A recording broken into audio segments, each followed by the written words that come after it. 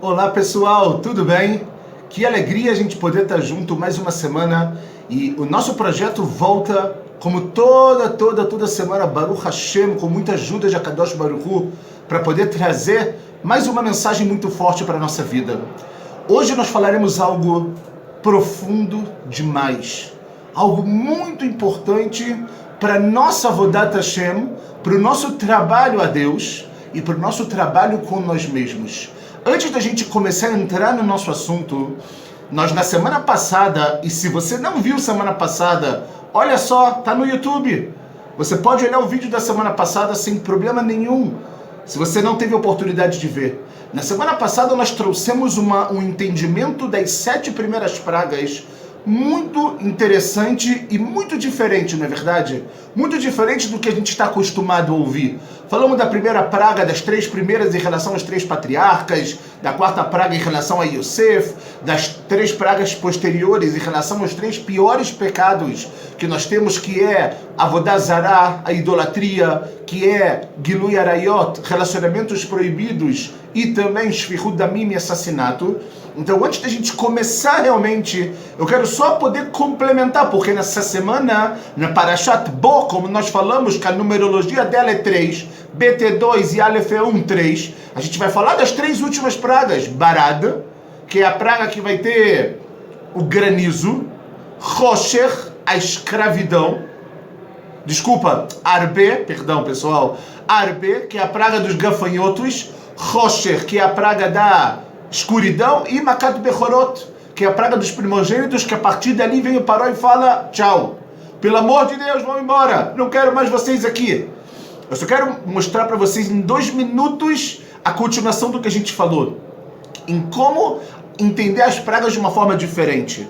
A gente vê que o Paró, ele entendeu nas 7 primeiras pragas que na realidade aquelas pragas eram para mostrar que Am Israel e os Mitrim eram diferentes. Eram 2 povos diferentes, cada um tem a sua finalidade no mundo, mas são 2 povos completamente diferentes, ok? E aqui a gente tem que ver que Am Israel agora, ele precisava sair de Mitzrayim para poder trazer para o mundo, para poder levar para o mundo uma nova realidade, que é a saída de Mitzrayim, o recebimento da Torá e a entrada em Eretz Israel. E o Paró, depois das 7 primeiras pragas, falou: Zeu, acabou. Ou seja, toda essa ideia, a grande pergunta que o Paró fez, e a gente está falando de uma forma muito profunda aqui, é: agora que as 7 primeiras pragas acabaram, isso vem mostrar que Am Israel, ele deveria ser diferente dos outros povos de uma forma ocasional, de uma forma casual, ou isso era algo que estava desde sempre? Por isso vem as 3 últimas pragas. A praga do Arbe e Rosher, elas são literalmente contraditórias. Não contraditórias no que aconteceu, mas sim contraditórias na ma'ut delas, na essência de cada uma delas. Por exemplo, pessoal, na praga de Arbe, o que está escrito na praga de Arbe? Está escrito que um minuto. Está escrito que não teve tantos gafanhotos. Foi algo muito grande. A praga do Arbe, a praga dos gafanhotos, ela mostra, tá, que Hashem, ele está no Yesh. Ele está presente em tudo que existe, em tudo que está no mundo. A praga do Rosher, o Rosher nada mais é do que a falta da luz. Não é verdade? A gente vê isso lá em Sefer Bereshit, no 2º versículo, está escrito que a terra era Tohu Vavor, uma bagunça, Vechosher, e tinha escuridão. E o que Deus fez para solucionar a escuridão? Ele criou o quê? A luz. Então, por um lado, o Arbe, ele é o Yesh. O Arbe, o gafanhoto, ele pega toda a terra, como nós falamos. O Rosher, ele é o Ain. Não o Ain de olho, o Ain com Aleph. Ele é a ausência da luz.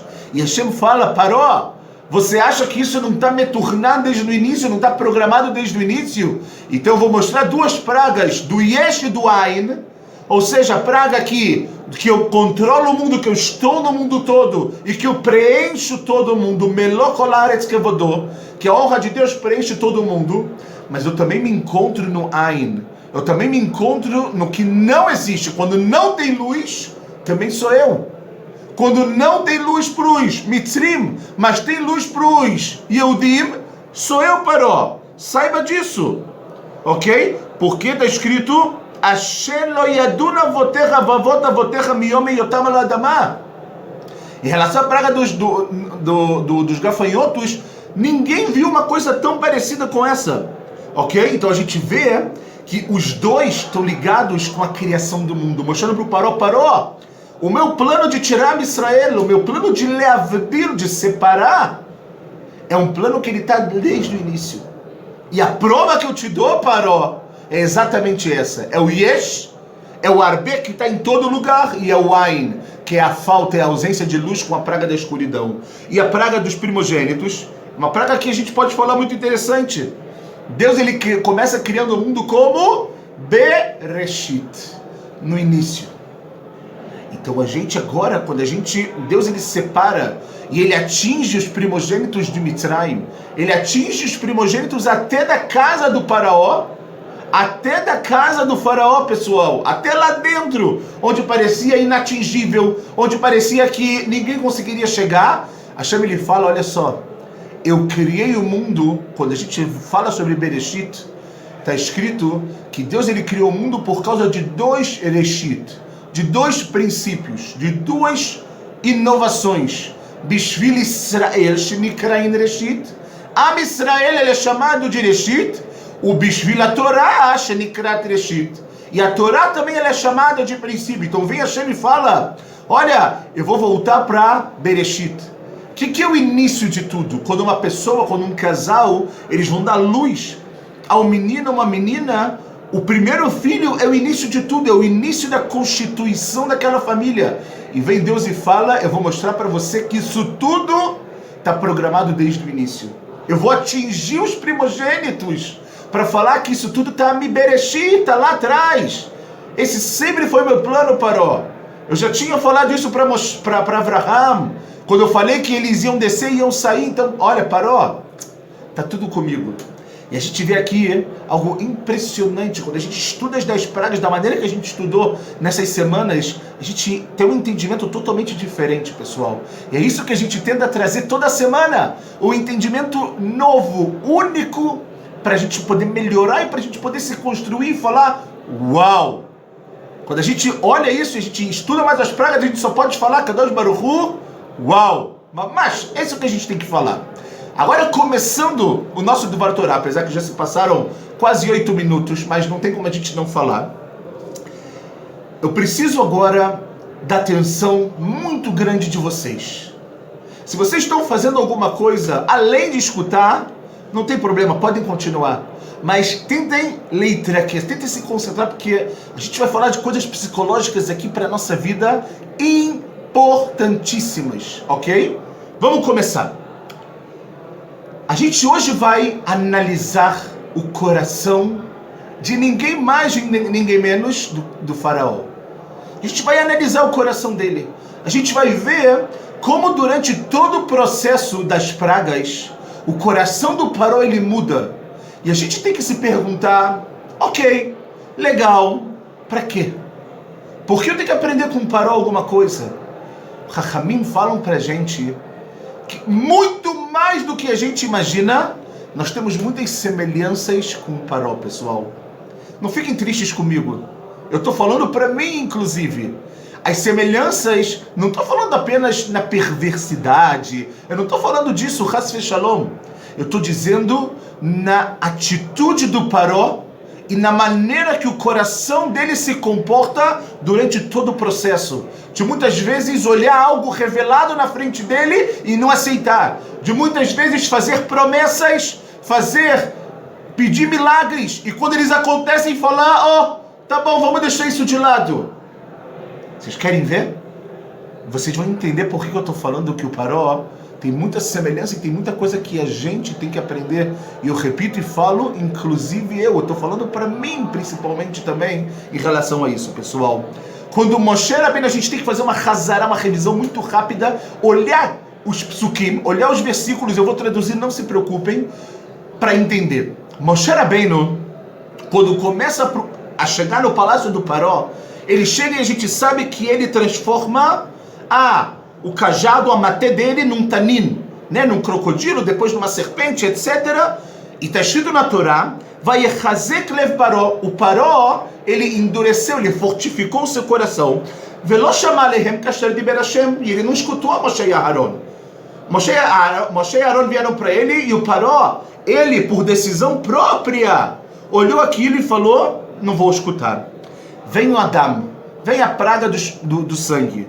E está escrito sobre o coração do Paró, preste atenção como isso vai mudar. Vai echezak lev Paró.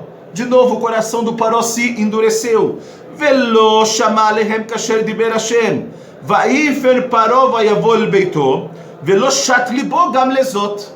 Só que o Paró dessa vez, além de endurecer o coração e não escutar Moshe e Aharon, ele voltou para sua casa e o coração dele não conseguia descansar. O coração dele não conseguia ficar tranquilo. E aí, a gente vê que aqui, mais uma vez, o coração do Paró, ele está no mercado, ele está no centro, pessoal. Ou seja, o que é que o Paró, lo shat libo gam lezot, significa que ele lo sam lev. Ele nem percebeu, ele não refletiu, ele não voltou. Ele olhou que Moshe Rabbeinu fez uma magia, os magos dele fizeram, depois ele transformou o Nilo em sangue, mas o coração dele continuava duro. Ele não olhou, ele não refletiu, ele não percebeu que aquilo queria dizer algo para ele.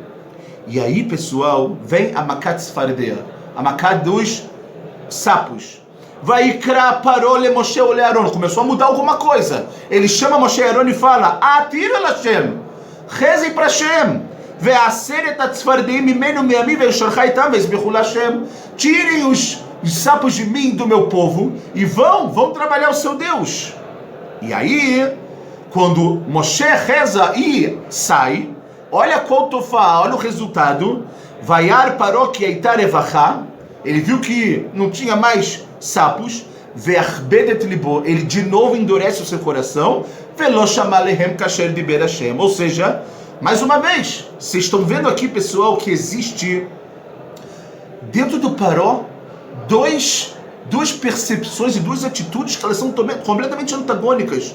No momento ele concorda, logo depois ele discorda. No momento o coração dele está aberto, está rachav, está claro, está largo.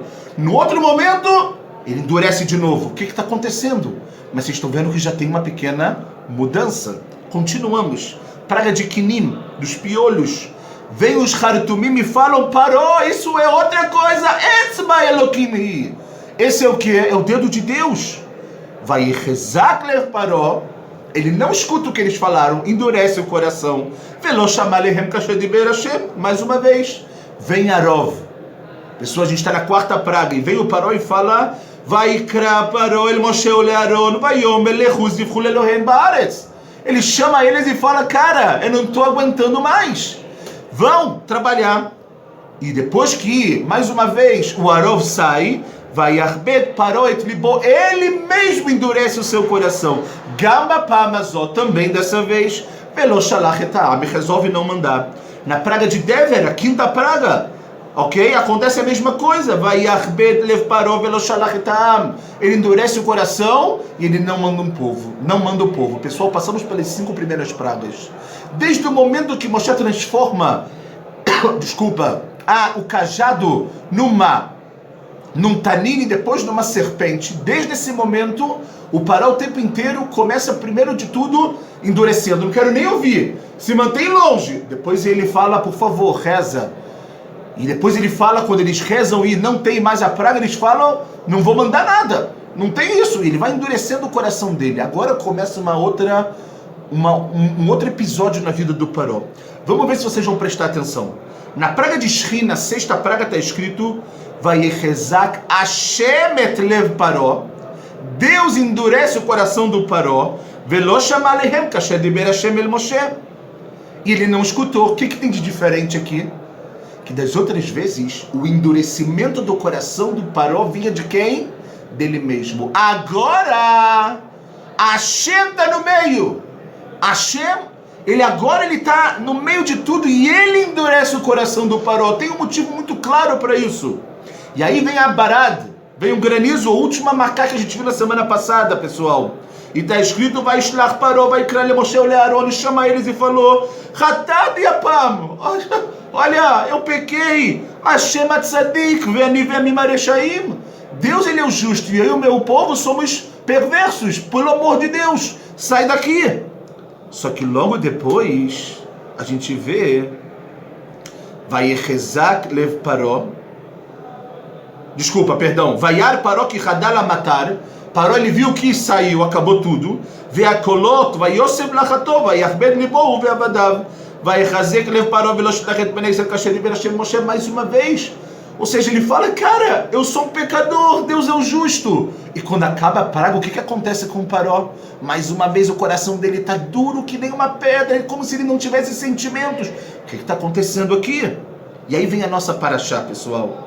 Vem a nossa paraxá, quando na Makat Arbe, ok? E fala, Boel Paró, vai até o Paró, porque eu endureci o coração dele, isso Hashem falando para Moshe, e o coração dos seus servos, para poder vir, para eles poderem ver, todos esses sinais.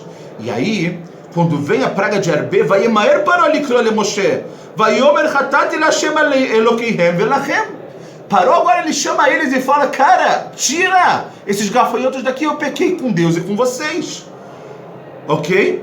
E mais uma vez a gente vê o que acontece, pessoal, a mesma coisa. Vai rezar, Hashem et lev Paró velo shilach. Parece que eu estou repetindo, mas vocês vão entender por que a gente está falando. Mais uma vez Deus endurece. E depois Deus também endurece mais uma vez também na Makat de quê? Na Makat de Rosher. Eles não conseguem enxergar nada, mas quando está tudo bem, absolutamente nada acontece. Ok? E vem, quando a gente fala agora na Makat de Bechorot, aí vem que o Paró, ele literalmente, ele reconhece, ele manda o povo, mas o coração do Paró continua no mercado na semana que vem também. Parashat Beshalach, está escrito que o Paró, contaram para o Paró que o povo tinha saído. Como contaram? Ele não sabia.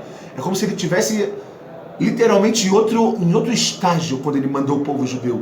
E quando contam para ele, o que está escrito, pessoal?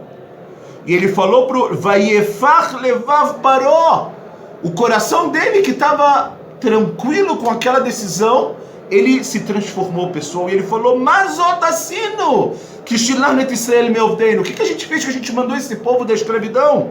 Vayerezak Hashem lev Paró. E Deus mais uma vez vai endurecer o coração dele, ele vai perseguir. E vai ter a abertura do mar, toda a história que a gente conhece, que nós estudaremos com profundidade, Bezrat Hashem, com a ajuda de Hashem na semana que vem. Terminamos a leitura. E eu faço uma pergunta para vocês. Vocês escutam isso? Vocês escutam todas essas movimentações? Vocês escutam tudo que o Paró passou? Será que não tem nada a ver com a nossa vida? Será que essa ida e volta, essa promessa e depois o não cumprimento dessa promessa não tem nada a ver com a gente? É claro que tem, é por isso que Hashem quer que a gente todo ano leia sobre as pragas, estude sobre o Paró. O Paró não está lá do outro lado, o Paró está aqui dentro. Ele está dentro de cada um de nós. Ele é um conceito sem dúvida alguma, pessoal. E a gente tem que agora falar de duas partes psicológicas muito importantes. E agora eu preciso que vocês estejam comigo, pessoal. A primeira delas, e a gente vai trazer provas muito interessantes disso, existe um conceito muito importante. É óbvio, claro, evidente que nós temos Bichirat Chofshi, que nós temos o livre-arbítrio. Nós decidimos o que fazer da nossa vida. Hashem já sabe o que nós vamos decidir, mas Ele não interfere na nossa decisão. Ele não interfere no que nós iremos fazer. O livre-arbítrio está o tempo inteiro. Porém, pessoal, quero contar um segredo para vocês. O livre-arbítrio, conforme ele vai passando, conforme você vai fazendo uma mesma decisão, muitas vezes, ele vai sumindo com o tempo. se chama a tofá da Bechirat Chofshi Olechet Veneelemet Imazman. A gente está falando agora de conceitos psicológicos que a Bechirat Chofshi da pessoa, ela, conforme o tempo vai passando e a pessoa vai se acostumando com uma determinada atitude, Olechet Veneelemet Imazman, ela anda, ela caminha, porque o tempo não para. Só que a Bechirat Chofshi, ela vai passando, ela vai sumindo conforme o tempo vai passando. Vocês querem um exemplo? Uma pessoa que, Chas v'Shalom, ela resolve experimentar pela primeira vez na vida dela um cigarro.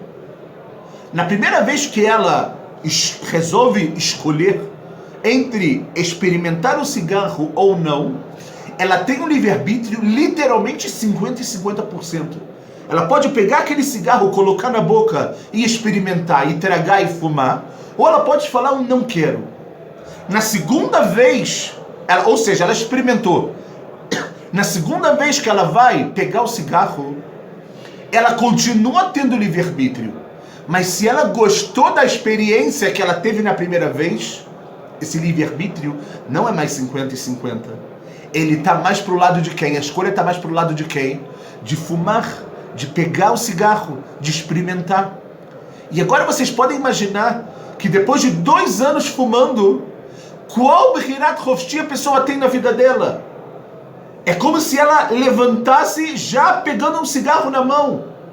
Ela ainda pode parar de fumar. A gente conhece pessoas, Baruch Hashem, que depois de muito tempo, anos e anos fumando, tomaram a decisão e falaram, eu quero parar, eu vou parar. Só que enquanto essa decisão não acontece, a gente tem que entender que depois de 2 maços por dia, após 30 anos fumando, qual livre-arbítrio a pessoa tem de falar, eu não quero? O livre-arbítrio, ele existe, mas ele é desse tamanho, pessoal. Ele é muito pequenininho. A gente pode falar isso em relação a tudo na nossa vida. A gente pode falar isso em relação à bebida, e a gente pode falar isso também no outro lado, no outro extremo, no extremo positivo, que quanto mais, olhem só que lindo, quanto mais coisas nós fazemos na nossa vida, quanto mais nós nos acostumamos a ajudar, a fazer chesed, a doar o nosso tempo, a olhar as pessoas de uma forma positiva, o livre-arbítrio de fazer algo negativo em relação a isso também vai sumir de acordo com o tempo.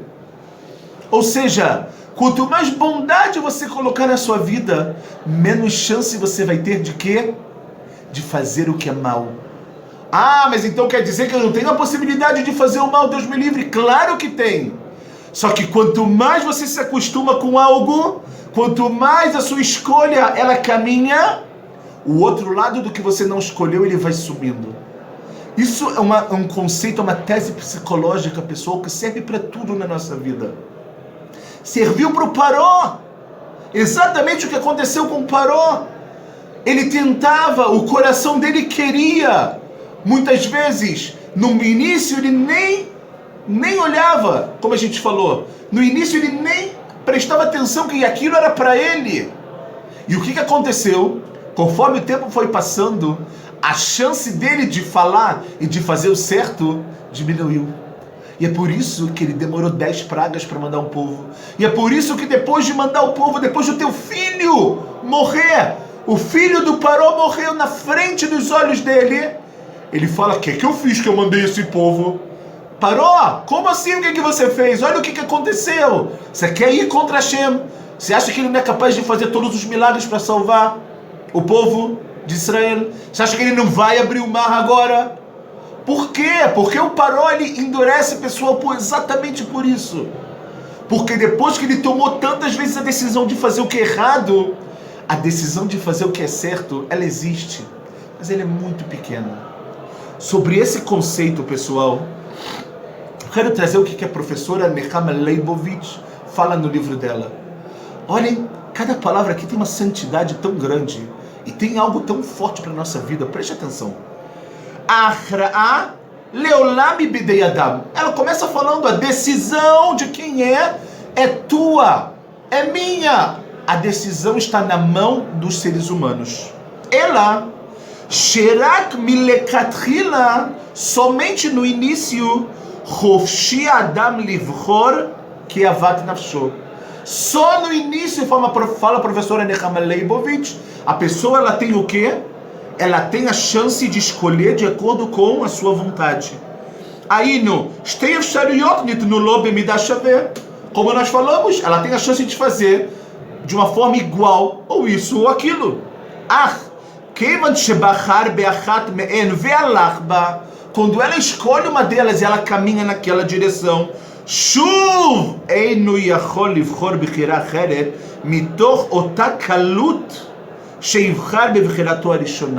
fala ela, depois que ele se acostumou, depois que ele tomou essa decisão, a outra decisão que ele tem na vida dele é muito difícil dele fazer, como seria quase impossível. E quando a pessoa ela vai se acostumar e vai ter continuidade na sua escolha negativa, lo aleinu, a primeira escolha negativa, o kechol sheitchachek mimekor achrato arishona v'yarich me'alcho meoto derech ra'a ken techabed alav abechira bederech hatova.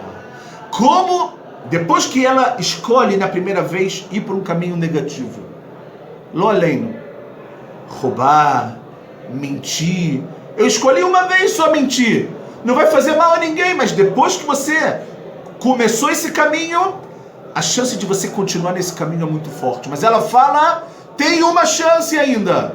Vai para o outro extremo, se afasta completamente e depois você vai conseguir voltar para o equilíbrio na sua vida de ter a Bechirat Chofshi. Enquanto você não fizer isso, você na verdade vai ter Bechirat Chofshi, mas ela vai ser desigual, ela vai ser desproporcional.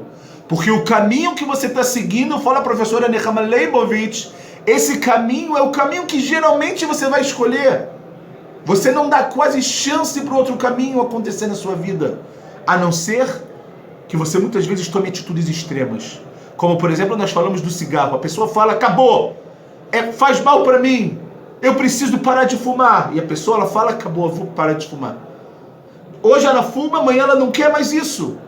Assim, a pessoa volta a ter mais uma vez o quê? O equilíbrio. Ela volta a ter a chance de escolher o que é verdadeiro.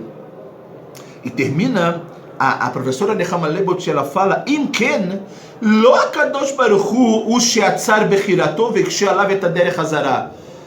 A gente perguntou, como Deus ele endurece o coração do Paró? Ele está tirando o livre-arbítrio dele. Fala a professora Nechama Leibovitch, não Deus.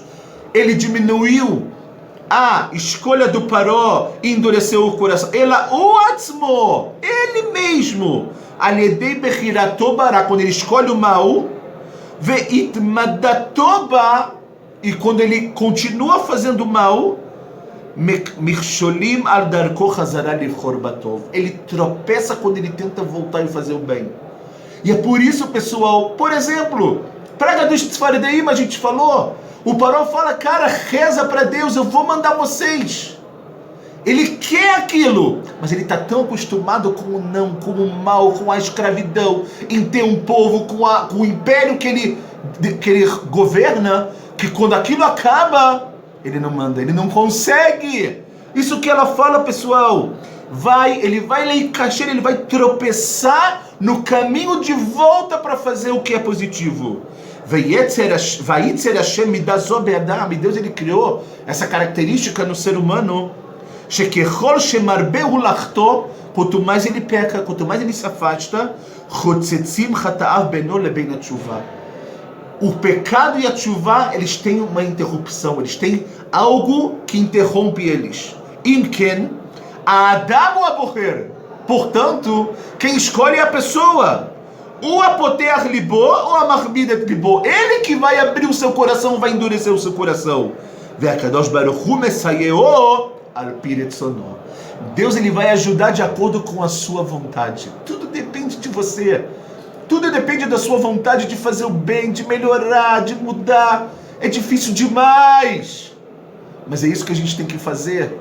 Então, a gente tem que entender que a Bechirat Chofshi, ela vai, conforme ela vai caminhando, ela vai sumindo, como nós falamos. E o segundo, pessoal, que a gente precisa falar, que é o que aconteceu com o Paró, é que não tem motivo da gente tomar uma decisão se a gente não conseguir implementar essa decisão. Isso aqui a gente pode falar horas sobre isso, a gente já não tem tempo, nosso tempo já está terminando ou já terminou, mas eu só quero falar para vocês que tomar decisões sem pensar em como implementar essas decisões, essas decisões estão fadadas ao fracasso. É exatamente isso que aconteceu com o Paró. O Paró, ele estava desesperado, ele tomava a decisão, mas depois ele não conseguia implementar, porque essa decisão ela não era uma decisão verdadeira. Pensem nas decisões que vocês fizeram no último Rosh Hashanah, se já implementaram elas. Se vocês não colocaram na sua vida, o motivo ele é muito simples. Porque uma decisão que vem sem um plano em como ela vai ser implementada na vida, é uma decisão que ela está fadada ao fracasso. E sobre isso escreve o Rav Nebenzahl, o rabino da Cidade Velha. Ele escreve uma coisa muito forte. Ele fala que a Nekudah Tevel, o ponto de diferença de um tzadik para o Rasha, não é só que o tzadik ele se arrepende e o Rasha não. O perverso também se arrepende. Os dois se arrependem, fala ele. Também o Paró, ele tinha pensamentos positivos, como nós falamos, que molecular, como todos nós. A principal diferença, pessoal, é em relação à implementação dos pensamentos positivos na vida e na prática. O que separa o tzadik e o rasha não é apenas os pensamentos. Os reshaim também têm pensamentos bons. Eles também pensam coisas positivas. O Paró, várias vezes, ele tentou mandar o povo. O que muda, fala o Rav Nebenzahl, é o que, pessoal? É a implementação desses pensamentos na sua vida. Pensar, pessoal, todo mundo pode, todo mundo deve, e não tem que ter limite para o nosso pensamento. Mas o verdadeiro tzadik, a verdadeira pessoa, é aquela que implementa os seus pensamentos na sua vida.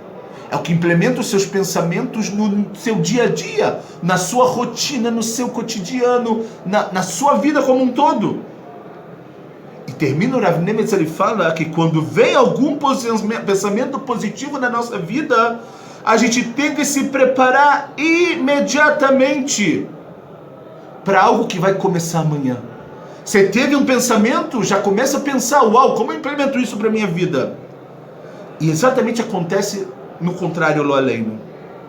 Ou seja, pensar como que a gente pode adquirir esse pensamento para a nossa vida, como que a gente pode melhorar. E ele fala que, mais uma vez, que a diferença de um tzadik para o rasha, ele é em relação a itorerut achat lishniah, em relação ao quanto você vai despertar quando tem algo na sua vida, quando você vê algum fenômeno, quando você vê algo fora do normal na sua vida, como que isso vai te despertar? Se você falar amanhã eu desperto, já passou. Você vai estar, infelizmente, um pouco lá naqueles que pensam e não fazem. Ah, mas se você vai despertar, você olha e fala, uou! Só que por outro lado que você tem um uou, o que acontece? Você implementa, você pensa em como fazer, isso muda toda a nossa vida. E aqui a gente tem que entender que essas duas lições que nós falamos, essas duas teorias psicológicas que a Torá já fala dela, Kadosh Baruch Hu já mostra para cada um de nós isso. É uma decisão que a gente tem que tomar para a nossa vida o quanto antes. Saber que o livre-arbítrio sempre vai existir, mas quanto mais a gente se acostuma com uma decisão, quanto mais a gente faz uma conduta, obviamente o livre-arbítrio ele vai sumindo. E o segundo, pessoal, toda decisão deve ser acompanhada por como ela vai ser implementada para a nossa vida.